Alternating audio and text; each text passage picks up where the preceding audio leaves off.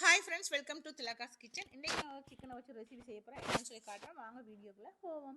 ஒரு பாத்திரத்தை அடுப்பில் வச்சு 2 பெரிய வெங்காயமாக நீல வாக்கில் வெட்டி அந்த எண்ணெயில் சேர்க்குறேன். 2 மேசக்கரண்டி எண்ணெய் சேர்த்துருக்குறேன். இப்போ 2 பச்சை மிளகாய் கீரி அதையும் சேர்க்குறேன். இஞ்சி பூண்டு பேஸ்ட் ஒரு தேக்கரண்டி அளவு சேர்க்குறேன். சேர்த்து இந்த பச்சை வாசனை போக இதெல்லாம் நல்லா வதங்கணும். இந்த எண்ணெயில் இந்த பூண்டு, வெங்காயம், பச்சை மிளகாய் எல்லாம் நல்லா கொஞ்சம் வதங்கணும். வெங்காயமும் கொஞ்சம் நல்லா வதங்கணும். இதுக்கு தேவையான அளவு மஞ்சள் தூள் சேர்க்குறேன்.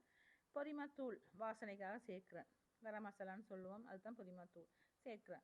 சேர்த்து இதுக்கு தேவையான அளவு மிளகுத்தூள் வந்து கொஞ்சம் கூடுதலாகவே இருக்கணும், தூக்கலாக இருக்கணும். அப்போ தான் இந்த சிக்கன் வந்து டேஸ்ட்டாக இருக்கும் சாப்பிட்றதுக்கு.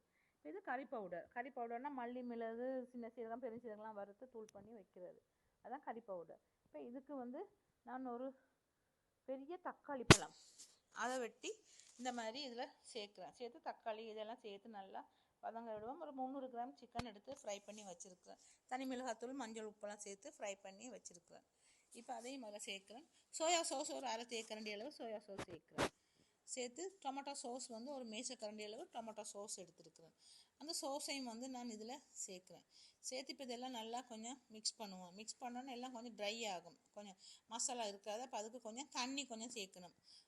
ரொம்ப தண்ணி இல்லை, அந்த கொஞ்சம் மசாலா வந்து சிக்கனோட சேர்றதுக்காண்டி ஒரு அரை டம்ளர் தண்ணி போல் சேர்த்து இந்த சிக்கன் வந்து இந்த மசாலா எல்லாம் ஒன்றா சேரத்தான் இது டேஸ்ட்டாக இருக்கும் சாப்பிட்றதுக்கு.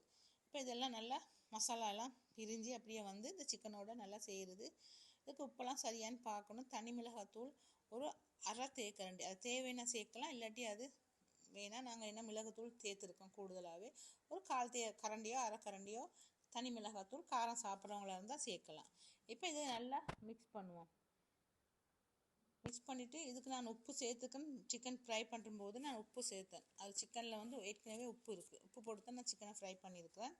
இப்போ இதுக்கு வந்து உப்பு நான் சேர்க்கையில் இனித்தான் கொஞ்சம் உப்பு கொஞ்சம் சேர்க்க போகிறேன். உப்பு சேர்த்து இப்போ இதெல்லாம் நல்லா மிக்ஸ் பண்ணுவோம். மிக்ஸ் பண்ணோன்னு இப்போ கிரேவியெல்லாம் சிக்கனோட நல்லா சேர்ந்து நல்லா லூஸ் தனியாக வந்துடுது. இப்போ எல்லாம் வந்து ட்ரையாக இல்லாமல் ஓரளவு கிரேவி மாதிரி இருக்குது. கிரேவியும் இல்லாமல் மசாலாவும் இல்லாமல் ஒரு அளவான பதத்தில் இருக்குது. இது ஃப்ரைட் ரைஸ் கூட, நூடுல்ஸ் கூட, பிரியாணி கூட சாப்பிட்லாம், ஒயிட் ரைஸ் கூட சாப்பிட்லாம், இடியாப்பம், புட்டு எல்லாத்துக்கூடையும் சாப்பிட இது அவ்வளோ டேஸ்ட்டாக இருக்கும். இப்போ இந்த மசாலா எல்லாம் நல்லா இதாக வந்துடுது, சிக்கனோட சேர்ந்துட்டுது, டேஸ்ட்டும் நல்லா இருக்குது. இதுக்கு நான் எலுமிச்சம் பழம்லாம் புளியலை, அந்த தக்காளி பழம் போட்டனால நான் எலுமிச்சம் பழம் சேர்க்கலை. இந்த ரெசிபி வந்து சரியான சிம்பிளான ரெசிபி, சரியான ஈஸி, பார்க்குறது தான் கஷ்டமாக இருக்குது, சரியான ஈஸி. சிக்கனை ஏற்கனவே ஃப்ரை பண்ணி வச்சபடியாக சரியான ஈஸியாக இருக்குது. இந்த ரெசிபி நான் எப்படி செய்தேன்னு சொல்லி பார்த்துருக்கீங்க. பிடிச்சிருந்தால் லைக் பண்ணி, ஷேர் பண்ணி, சப்ஸ்கிரைப் பண்ணுங்கள்.